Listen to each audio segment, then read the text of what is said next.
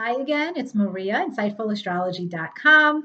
I am a professional astrologer. Welcome to my channel. This is kind of a part two video from, I did a video earlier on the number one mistake that people make when studying relationship astrology. And in that video, I encourage you to watch that video before you watch this video because they're kind of together.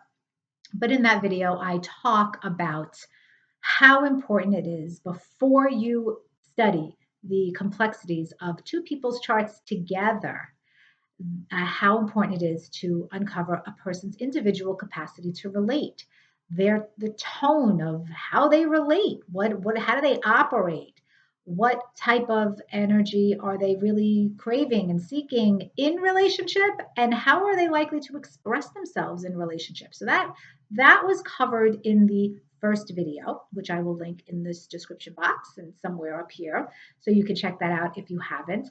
This video is going to talk more specifically about a concept called affinities and disaffinities and how to identify them between two people's charts. So this is going to be an important second step after you look at the individual capacity to relate. While you're doing that for person A, person B, you then want to take a look and determine, are there affinities?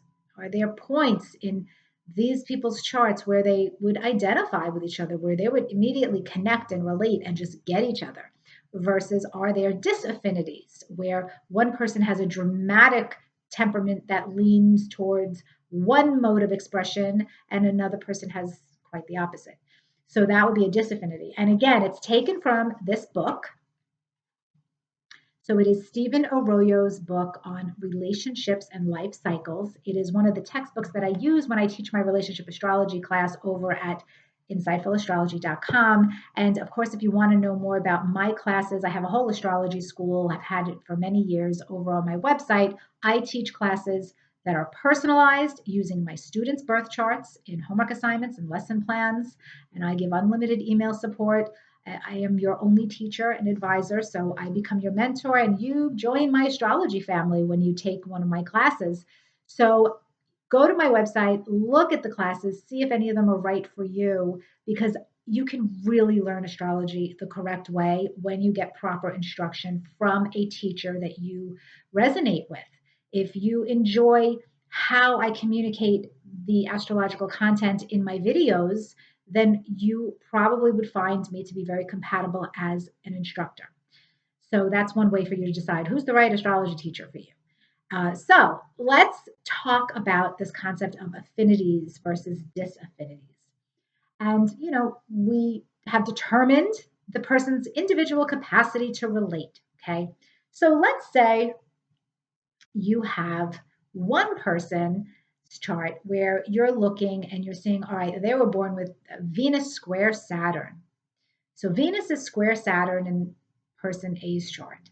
And that would color that person's capacity to relate, where that person might be more insecure and more cautious, tend to feel like they have to go out of their way to earn their keep, to earn their love.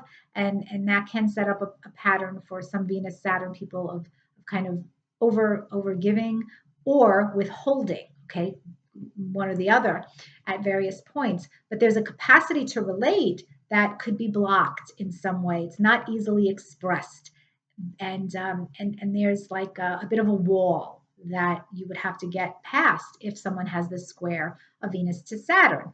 And that's just one part of that person's chart. Okay, remember in the other video, I talked about all these different guidelines to determine a person's capacity to relate. But we're focusing now on the example of person A has Venus square Saturn. Now, let's say person B, when you're looking at their birth chart, that person has Venus conjunct Saturn in their birth chart. Doesn't matter the signs involved right now, we're just talking about the aspect. What you can quickly see is that these two people have what is known as an affinity because they both share this same energetic capacity to relate that is Venus Saturn oriented. Yes, one of them might have a more difficult time of it, the person with the square perhaps, than the person with the conjunction. Although that's not necessarily true, but that could be. But that doesn't matter at this point because what you have here are two people who inherently understand that Venus Saturn vibe, that capacity to relate in a Venus Saturn way, and they're just going to be comfortable and get each other. And both of them are going to feel immediately comfortable because they'll both have that Saturn orientation of, all right, if we get involved in a relationship, it's going to be serious. We're going to make a commitment to each other.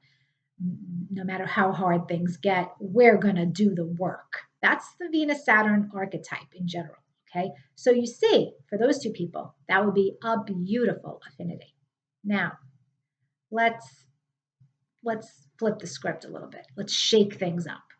Let's say you have one person who has that Venus Saturn archetype. So in this case, let's say it is the person with the Venus Saturn conjunction. Okay, so person A now has a Venus Saturn conjunction, and we've talked about that energetically and what that could mean for that person's capacity to relate. And then you have person B, and person B was born with Venus square Uranus. Well, that would be an example of a disaffinity because Venus square Uranus is about as far away as you can get from Venus Saturn in terms of the archetype and the energetic expression of the capacity to relate and the love desires. That Venus square Uranus person is more likely to vibe and have this tone in their capacity to relate that's much more freedom oriented and needs space than the Venus Saturn person. The Venus Saturn person wants loyalty, commitment, wants to do the work in a relationship. The Venus Uranus person might not. Now, I'm only looking at these specific examples. Of course, remember when you're doing this, you have to take the entire chart into consideration, which means you have to be able to fully, holistically understand each individual's capacity to relate. And then you have to look and see, well, where are they going to have common ground, affinities, and where are they going to have some trouble, disaffinities? This is why you can't learn how to be an astrologer off of videos alone. This is why you need proper instruction, guidance, and practice. So that chart example, okay, of the disaffinity, that could make these two people inherently incompatible, even if, let's say, they had a Venus moon conjunction in their synastry or that classic sun moon conjunction in their synastry. If they both have a different tone and different wants and needs in relationship to begin with, it doesn't matter how compatible you are with someone.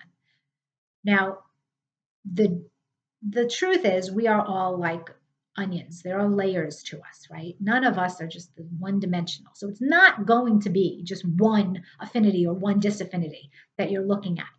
If you have a relationship with somebody, invariably you are going to find a combination of affinities and disaffinities. And you have to put it all together and explain this to the two people that you're doing the relationship consultation for, or who for yourself and somebody else, and really basically put it all on the table. And then it's going to be up to them whether or not they decide that this relationship is important enough to move forward with, if it has a lot to it that makes it worth it. Okay. So you're going to see both very often. You're not going to see just, oh, this, they have all these affinities and it's just a yes, yes, yes, or they have all these disaffinities, so run away. Very rare that it's going to be that extreme when you're looking at birth charts. So I'm going to give you another example, and it's from his book, actually, in the section on affinities and disaffinities. So And this is actually a funny example because this happened to me. So I'm going to end up sharing a personal story. Okay. So I'm reading this right out of his book. Um, where do I want to start? Okay, so I'm actually going to read to you this whole first paragraph. So just stay with me, just so you have the context. So it's in his section that starts, it says affinities and disaffinities. Let me go through some of this outline and see what we come up with. Okay, first, there's a general study of the whole natal chart. Anything in the natal chart can relate to relationships, even though it doesn't specifically deal with Venus, Mars, Moon, or seventh house. Anything could. Because say in your chart you have 6 different aspects that relate to tremendous willfulness. You actually turn my head. It's easier for me to read on this side. Uh, again, let's say you have 6 different aspects that relate to tremendous willfulness, a real domineering personality. You know right then that there's going to take a particularly adaptable person to live with that kind of person. But their entire chart shows that they are this kind of person, ruthless, domineering, willful, whatever. Or say they're real wishy-washy. Say you have some man's chart that is really passive and not into asserting himself at all, not any of the usual cultural roles for men. A lot of women won't be able to like him, won't be able to respect him. And so, right then, there's a kind of key insight into what kind of relationship possibilities are appropriate for him. So, again, like I said in the other video, this book was originally written in 1979. So it does take that tone of traditional gender roles and relationships from the heterosexual lens. I taught you in the first video how to change that and apply it to whatever relationship type you have that you're exploring. But the reason why I'm reading that is to give you this example of, okay, let's say there is the chart where somebody is very willful, very powerful, like power hungry, willful type. And that person then comes into contact with someone who has a very passive, la la la type of chart. Okay, so examples of the willful person might be that person has Mars square Pluto in their birth chart. Maybe that person has Aries rising. Maybe that person has Sun in the first house. Okay, these are examples of someone who would have a very willful, sometimes dominant, strong personality. Now that's person A. Person B is more of a go with the flow type of person, someone who maybe has a lot of mutable energy. Maybe they have Sagittarius rising with Jupiter in Gemini in the 7th house. And maybe that is all squared, that Jupiter is squared by Venus in Pisces. And maybe Venus in Pisces is making a nice trine to Neptune. Okay, so you can see how this person might be more passive. And that person, let's add that this person who has the more Venus in Pisces chart, mutable chart, that person also has a Cancer moon, whereas person A has a Sagittarius moon. Okay, so I just described 2 different people temperament wise. And even if those 2 people have some astrological compatibility within them, within their inter aspects, what is likely to happen is that one of them or both of them will ultimately be turned off by the other. So, person A, who has the willful, kind of dominant, independent chart, might view the second person as very passive or weak. And the second person, who has the more gentle chart energy, can view the first person as overbearing, intimidating, maybe a little scary sometimes. Someone who's, just dominant. Well, that literal example that I read to you in Stephen's book actually happened to me. So I'm person A. I have those qualities. And I dated for a brief time a man who is person B. And so this was a heterosexual relationship, but I have a lot of masculine qualities. And this man, heterosexual man, has a lot of passive feminine qualities. He's very gentle, very sweet soul, very kind soul. But I am, I guess, what you consider one of those alpha types in terms of feminine energy. So even though we had a lot of chart compatibility, I mean, Venus conjunct Jupiter, Mars Moon conjunction, our suns were in the same sign, his ascendant was conjunct my moon. I could go on and on with all these interaspects that if you just Googled them, you'd be like, oh, yeah, there's so much compatibility here. But at the end of the day, even though there was chemistry, that relationship will never work.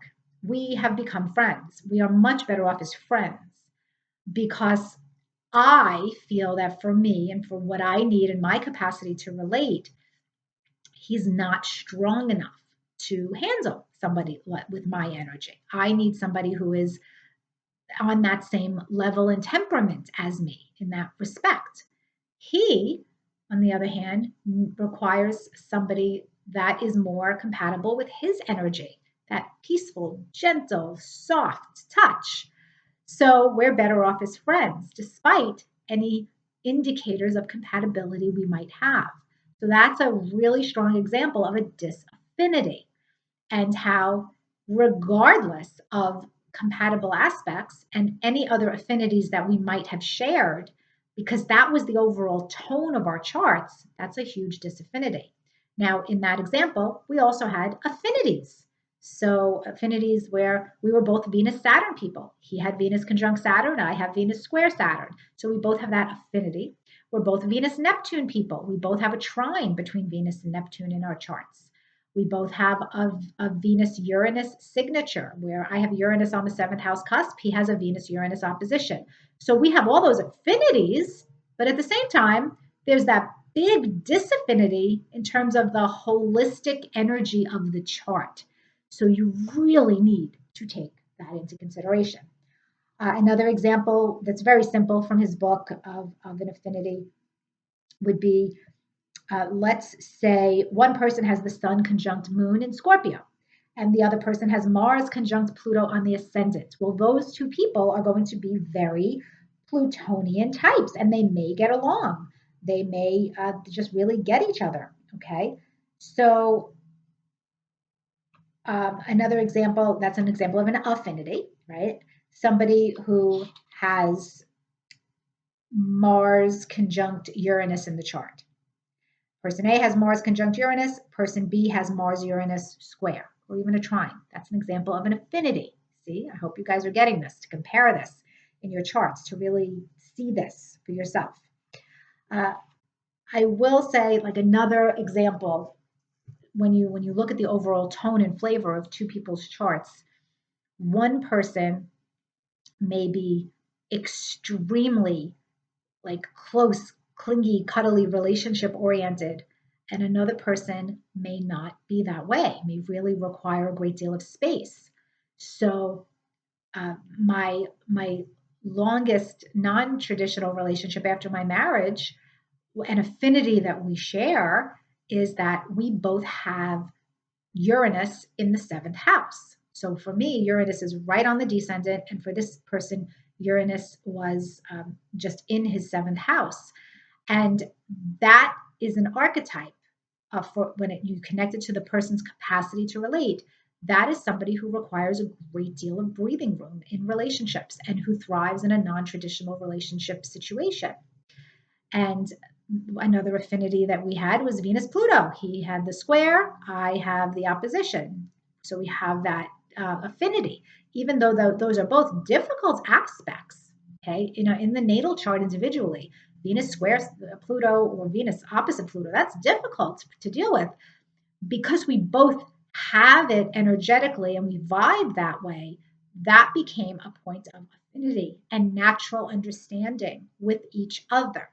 Okay, so you can see how even if you have a complicated relationship pattern, you can compare it with two different people and see where you're likely to just vibe more easily with one person and get this person versus where, despite any amazing compatible energies you may share, it's just not going to work. Okay, so I could give you dozens more examples, but I'm going to stop the video here. Please make sure you watch part one of this video if you haven't already. It'll be linked. And let me know in the comments what you think in terms of your affinities and disaffinities with relationships. If you have paid attention to this, if you haven't, explore. Let me know what you find in the comments. And as always, I appreciate you sharing these videos, clicking that like button. And of course, if you would like for me to be your teacher, your astrology teacher, I invite you to go and visit insightfulastrology.com, see what current classes I am offering. I teach from beginners to advanced, a full curriculum. There are always a variety of interesting classes going on, and I would love to welcome you into my astrology school and my astrology family at some point. Take care.